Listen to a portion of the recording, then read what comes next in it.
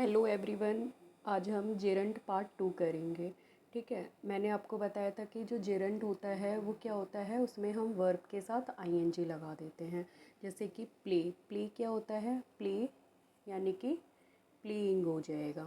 ठीक है, तो प्लेइंग ये क्या हो गया, जेरंड, ये इसको हम जेरंड बोलेंगे। ठीक है, तो उस दिन मैंने आपको बताया था कि जेरंड हमारा क्या काम करता है। जेरंड जो होता है वो हमारा एज अ सब्जेक्ट यूज़ करते हैं हम। सब्जेक्ट या ऑब्जेक्ट की जगह हम जेरंड को यूज़ करते हैं। जब भी हमारे पास सब्जेक्ट या ऑब्जेक्ट आएगा तो हम जेरंड यूज़ करेंगे। और वर्ब की जो इस जेरंड के साथ क्या लगती है, सिंगुलर वर्ब लगती है। जैसे कि walking, walking is good for, good for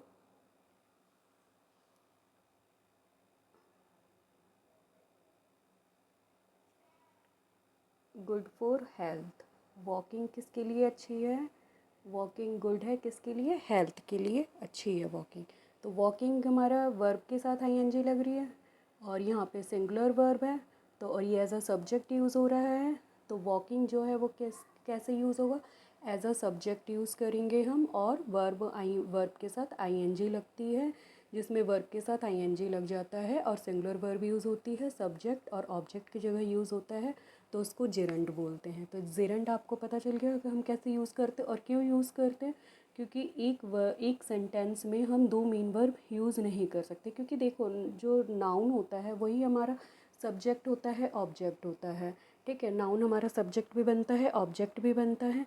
तो जब हमें हमें एज अ वर्ब को नाउन के रूप में यूज़ करना है वर्ब को, तो हमें उसके साथ आईएनजी लगाना पड़ता है या इन्फिनेटिव लगाना पड़ता है। तभी हम जेरंड बनाते हैं और इन्फिनेटिव बनाते हैं। तो जैसे कुछ वर्ड ऐसे होते हैं, जैसे इन्फिनेटिव क्या होता है, जैसे कि टू वॉक। ठीक है, तो टू के साथ वर्ब की फर्स्ट फॉर्म ये इन्फिनेटिव कहलाता है। तो कुछ ऐसे वर्ड्स हमारे पास होते हैं जिनमें टू तो लगता है, लेकिन उनके बाद हमें वर्ब की फ़र्स्ट फॉर्म यूज़ नहीं करनी होती, वर्ब की आईएनजी फॉर्म यूज़ करनी होती है। ठीक है, तो जैसे इन्फिनेटिव में टू के साथ हम वर्ब लगा देते हैं। तो हमारा रूल नंबर जो है, रूल नंबर हमारा सेकंड है जेरंड का, पार्ट 2 हम स्टार्ट कर रहे हैं, पार्ट 2। और ये जेरंड रूल नंबर सेकंड, वो वर्ड्स कौन से हैं, जैसे कि admit, admit to. Admit to आएगा तो आप क्या यूज़ करेंगे, एडमिट टू के बाद वर्ब की आईएनजी फॉर्म हो जाएगी। तो admit to, averse to, admit to हो गया, एवर्स टू हो गया, एडमिट टू, एवर्स टू। और accustomed to,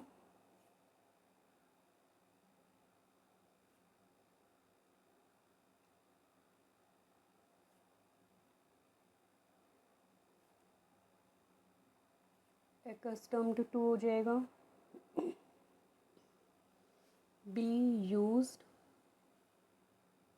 to,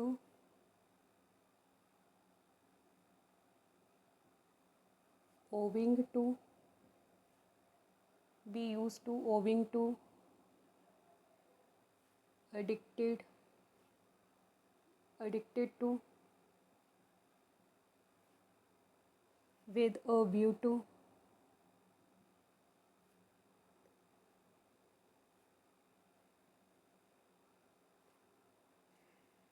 devoted to।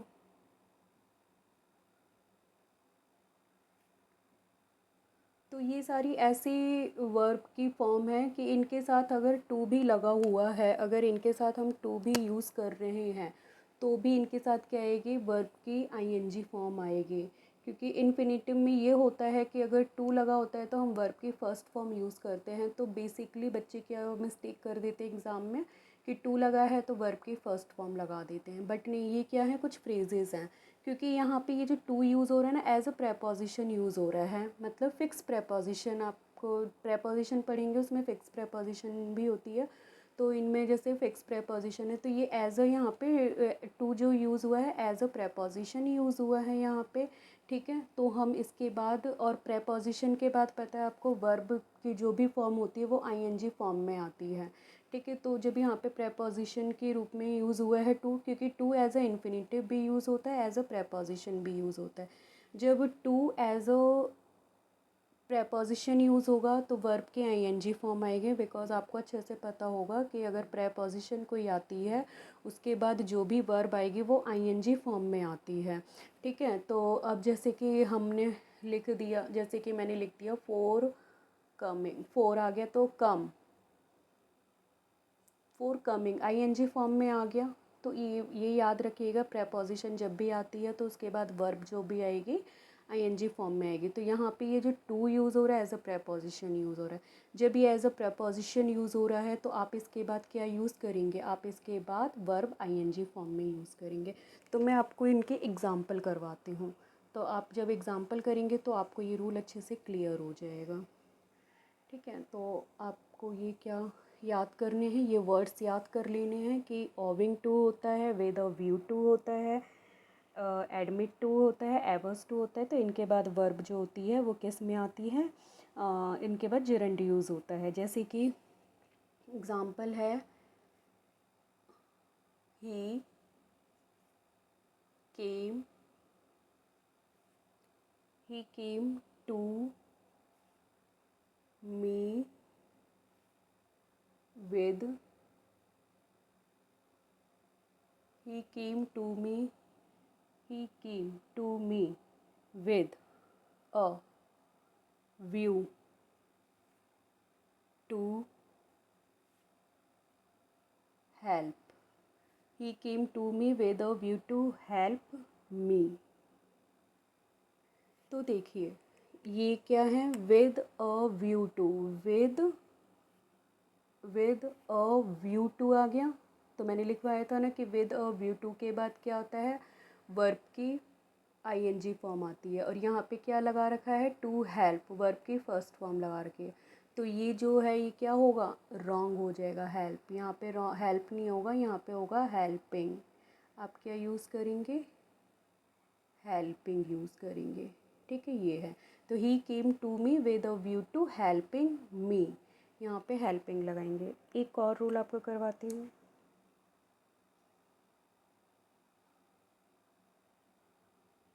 He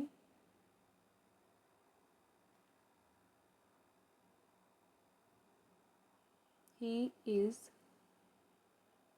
used to, he is used to work, he is used to work in this atmosphere।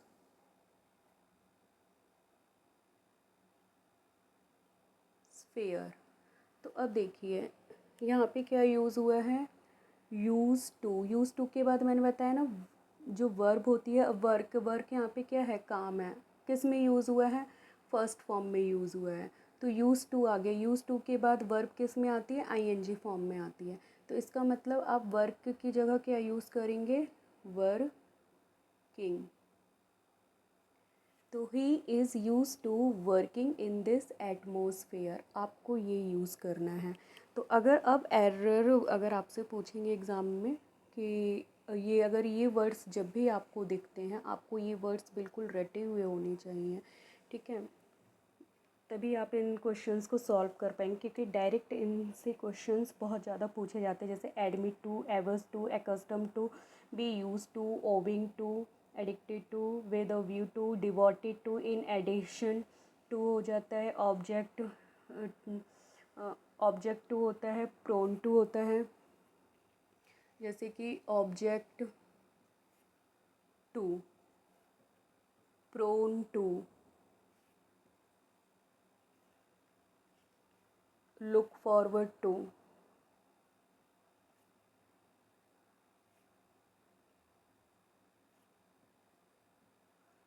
look forward to, given to, take to, conducive to,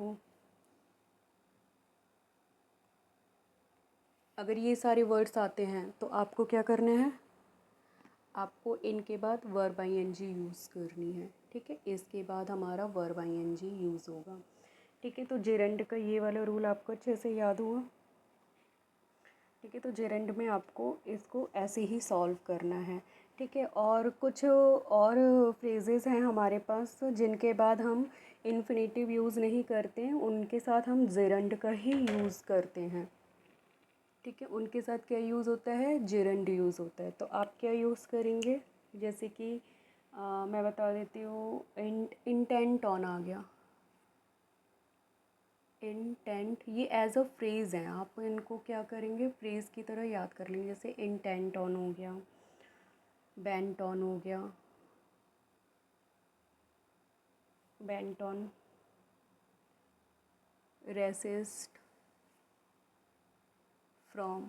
देखिए ये as a phrase use हुआ है, लेकिन but आपको एक चीज़ याद रखनी कि ये प्रेपोजिशन है, और प्रेपोजिशन के बाद मैंने आपको बताया वर्ब की फर्स्ट फॉर्म आती है, तो वर्ब की आईएनजी फॉर्म आती है, सॉरी, वर्ब की आईएनजी फॉर्म यूज़ करेंगे। तो ये एज अ फ्रेज भी याद कर सकते हैं फ्रेजेस, और अगर आप याद नहीं करना चाहते तो एज योर विश, बिकॉज ये प्रेपोजिशन है, प्रेपोजिशन के बाद मैंने बताया वर्ब आईएनजी फॉर्म में ही आती है। ठीक है, तो आपको ये पता होना चाहिए। जैसे कि असिस्ट इन, अगर ये आ गया तो आप क्या यूज़ करेंगे, इनके बाद जेरेंड फॉर्म यूज़ हो जाएगी। ठीक है, डिज़ायरस ऑफ हो जाएगा, डिज़ायरस टू हो जाएगा। ठीक है, तो जैसे कुछ प्रेपोजिशंस होती हैं जिनके बाद हम ऑफ का यूज़ करते हैं, जैसे कि आपको एग्ज़ाम में ये आपको याद ही करना पड़ेगा, क्योंकि कुछ ऐसी फॉर्म्स होती हैं जिनके बाद हमें पता होना चाहिए कि प्रेपोजिशन क्या आएगी। जैसे सक्सेसफुल इन, आपको पता होना चाहिए कि सक्सेसफुल इन होता है, सक्सेसफुल के बाद प्रेपोजिशन जो होती है इन लगती है, सक्सेसफुल इन। अब जैसे कि आपको ये पता होना चाहिए डिज़ायरस ऑफ, तो डिज़ायरस ऑफ, डिज़ायरस ऑफ हो गया ना। एग्ज़ाम में क्या करेगा, आपको टू लगा के दे देगा, डिज़ायरस टू। तो आपको अगर याद होगा कि डिज़ायरस के साथ हम ऑफ लगाते हैं तो प्रेपोजिशन ऑफ आएगी, क्योंकि डायरेक्ट आपको तो ये तो पता ही है कि ऑन लगा हुआ है, प्रेपोजिशन है, तो हम इसके बाद आईएनजी फॉर्म लगेगी। लेकिन ये इनके साथ क्या करते हैं, कुछ और प्रेपोजिशंस लगा के दे देते हैं। ठीक है, इनके साथ टू लगा के दे देते हैं, और जब आपको टू लगा के दे देंगे तो आप इनमें कंफ्यूज हो जाएंगे, इसलिए आपको कुछ फिक्स प्रेपोजिशन अच्छे से रिवाइज होनी चाहिए। जैसे कि मैं आपको एक एग्जांपल बताती हूँ, he was, he was desirous,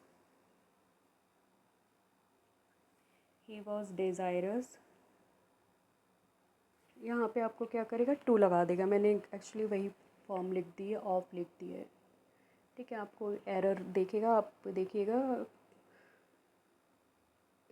he was desirous to be a doctor. तो देखिए यहाँ पे बच्चा क्या सोचेगा कि डिज़ायरस लगा हुआ है और इसके बाद टू लगा है, टू के बाद वर्ब की फर्स्ट फॉर्म है, तो ये क्या हो गया, इन्फिनेटिव का रूल हो गया, क्योंकि इन्फिनेटिव में क्या होता है, टू के बाद वर्ब की फर्स्ट फॉर्म आती है। तो बच्चा सोचेगा कि इसमें कोई एरर नहीं है। अगर आपको ये नहीं पता कि डिज़ायरस के साथ क्या लगता है, ऑफ लगता है, क्योंकि डिज़ायरस एक फ़िक्स प्रेपोजिशंस है, और डिज़ायरस के साथ हम क्या लगाते हैं, ऑफ लगाते हैं। यहाँ पे क्या आएगा, डिज़ायरस ऑफ। तो बच्चा इसको क्या करेगा, करेक्ट करके निकल जाएगा। और हमें पता है कि डिज़ायरस के साथ ऑफ लगता है, तो इसलिए डिज़ायरस ऑफ बीइंग हो जाएगा यहाँ पे। ठीक है, तो हमारा मिस्टेक किस में हुआ, इसमें हो गया, डिज़ायरस ऑफ बीइंग। तो इसलिए आपको जो फिक्स प्रेपोजिशंस है वो बहुत अच्छे से पता होना चाहिए, यू नो वेरी वेल। ठीक है, तो बिकॉज़ अगर आपको ये नहीं पता होगी तो आप क्या कर पाएंगे, इनको क्या करेंगे, इनके साथ आपको पता नहीं होगा तो आप इनको करेक्ट करके निकल जाएंगे, क्योंकि इन्फिनेटिव के साथ वर्ब की फर्स्ट फॉर्म आती है, और यहाँ पे भी वही यूज़ हो रखा है। बच्चे को ये लगे कि ये टू बी है, इन्फिनेटिव है, यानी कि ये रूल ठीक है, इसमें कोई मिस्टेक नहीं है। बट हमें ये भी पता होना चाहिए कुछ फिक्स प्रेपोजिशंस होती है जिनके बाद हमें वर्ब आईएनजी फॉर्म यूज़ करनी होती है। ठीक है, तो एक तो एग्ज़ाम्पल ये हो गया। ठीक है, तो मैं आपको कुछ फिक्स प्रेपोजिशंस लिखवा देती हूँ। ठीक है, तो आप उसको रीड कर लीजिएगा। जैसे कि एक है रिफ्रेन फ्रॉम।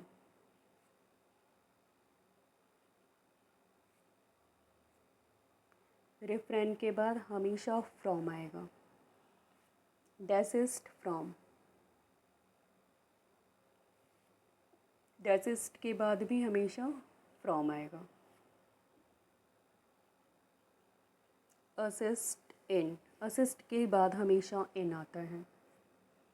परसिस्ट इन।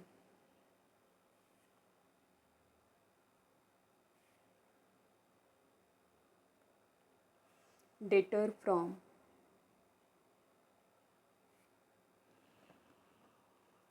मैं नीचे लिख देती हूँ, ये उधर विजिबल नहीं हो रहा है।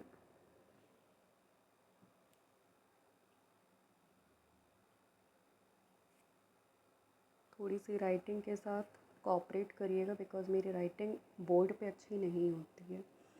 Deter from. ashamed of।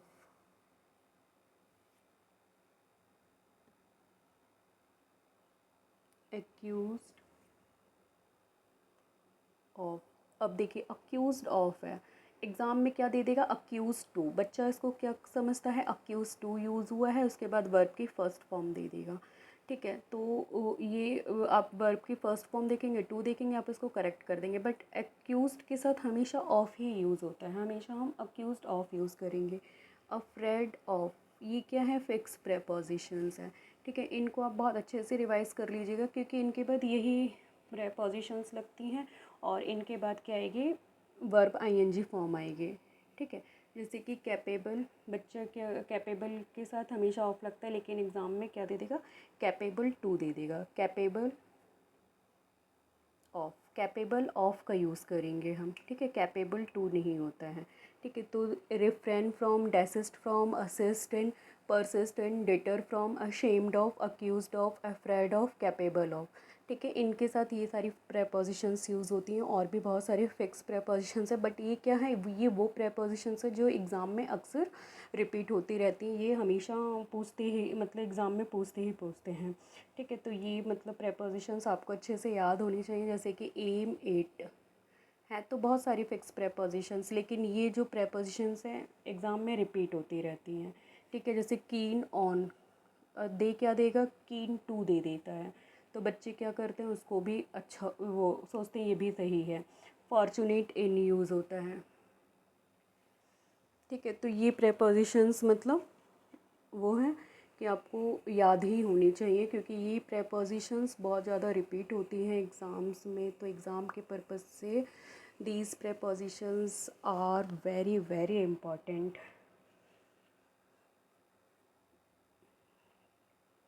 कीन ऑन। कीन ऑन भी बहुत ज़्यादा इम्पॉर्टेंट है। Fond of. अब देखिए, फॉन्ड ऑफ मतलब शौकीन होना, फॉन्ड ऑफ। तो फॉन्ड ऑफ के साथ क्या लगा के दे देगा, फॉन्ड टू लगा के दे देगा, तो ये क्या हो जाएगा, वो हो जाएगी, मिस्टेक हो जाएगी। ठीक है, तो हमें इनके बाद पता है कि हमें ये प्रेपोजिशन याद करनी है। Refrain from, desist from, assistant, persistent, successful in, deter from, ashamed of हो जाएगा, डिज़ायरस ऑफ हो जाएगा, कीन ऑन हो जाएगा, फॉर्चुनेट इन हो जाएगा, और क्या कहते हैं, एक प्रिवेंट फ्रॉम भी बोल देता है, पूछता है एग्ज़ाम में अक्सर, ये प्रिवेंट फ्रॉम होता है, और प्रिवेंट टू लगा के, इन इन सब प्रेपोजिशंस के साथ आपको टू लगाएगा और वर्ब की फ़र्स्ट फॉर्म लगाएगा।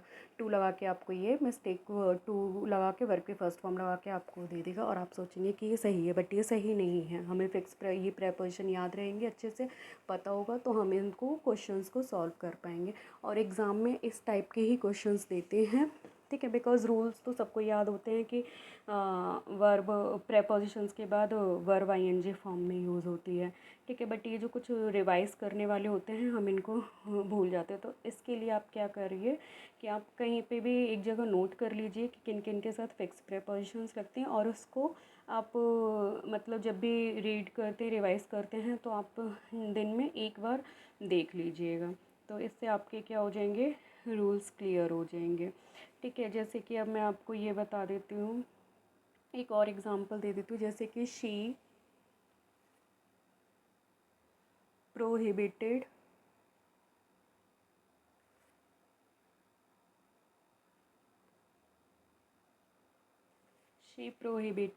me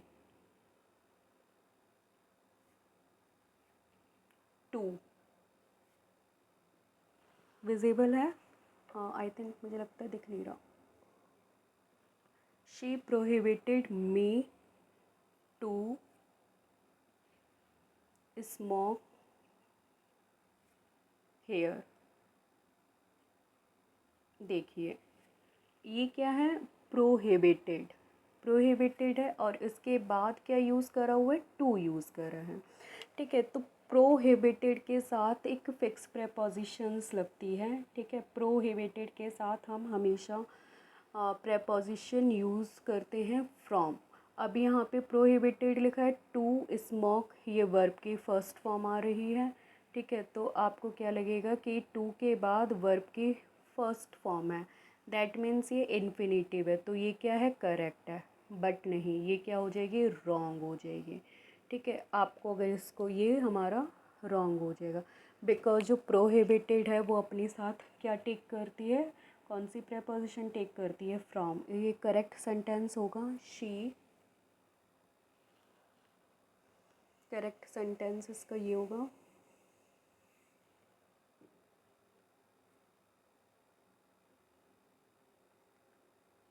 शी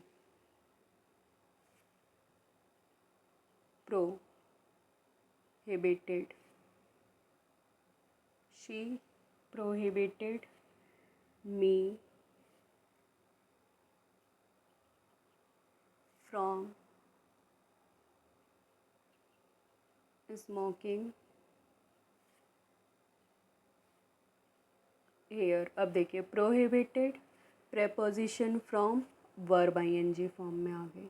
ठीक है, तो प्रोहिबिटेड के साथ फ्रॉम यूज़ होता है और वर्ब, अब जब फ्रॉम आ गया प्रेपोजिशन तो वर्ब आईएनजी फॉर्म में ही आएगी।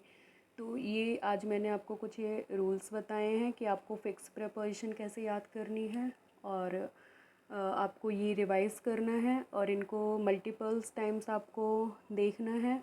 और फिर आप अगर एग्ज़ाम्स में इनसे रिलेटेड कुछ भी एरर पूछे जाते हैं तो डेफिनेटली आप इसको करेक्ट करेंगे।